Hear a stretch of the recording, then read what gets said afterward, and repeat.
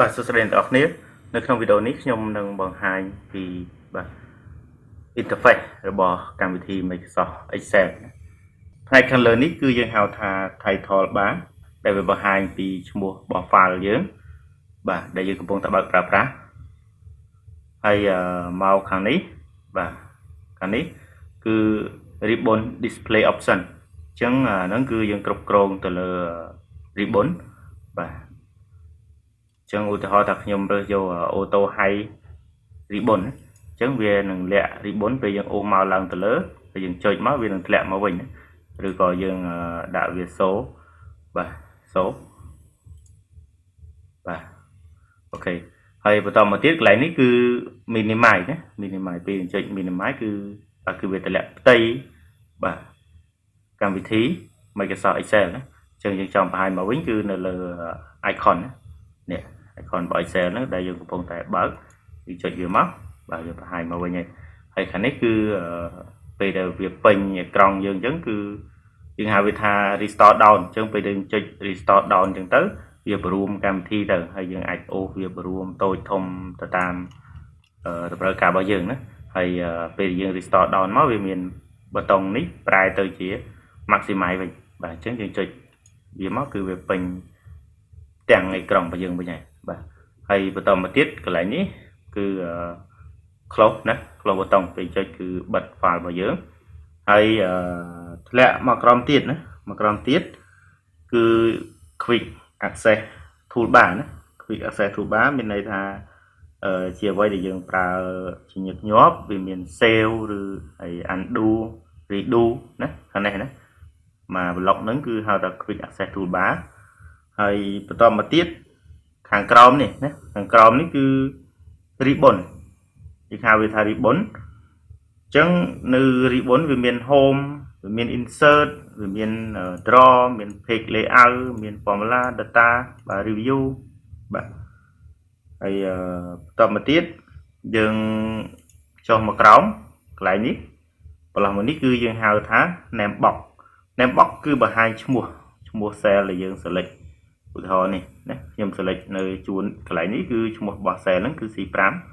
ចុចកន្លែងនេះគឺ B4 បាទ B4 ហើយបន្តមកទៀតនៅកន្លែងនេះណាកន្លែងនេះគឺ formula bar មានន័យថាបង្ហាញទិន្នន័យឬក៏ data ដែល cell ដែលយើងបាន select ឧទាហរណ៍ថាខ្ញុំ select នៅ cell A1 នេះគឺបង្ហាញទិន្នន័យវាគឺ hello ណាបង្ហាញទិន្នន័យយើងបានសរសេរឬក៏អ្វីដែលយើងកែប្រែណាអញ្ចឹងឧទាហរណ៍ថាខ្ញុំចុចលើនេះហើយខ្ញុំសរសេរចូលដាក់ថា hello បាទ hello អញ្ចឹងវាបង្ហាញទៅលើ formula bar ដូចគ្នាដែរបាទហើយបន្តមកទៀតនៅខាងក្រោមនេះខាងក្រោមផ្ទៃទាំងអស់នេះគឺយើងហៅថា work area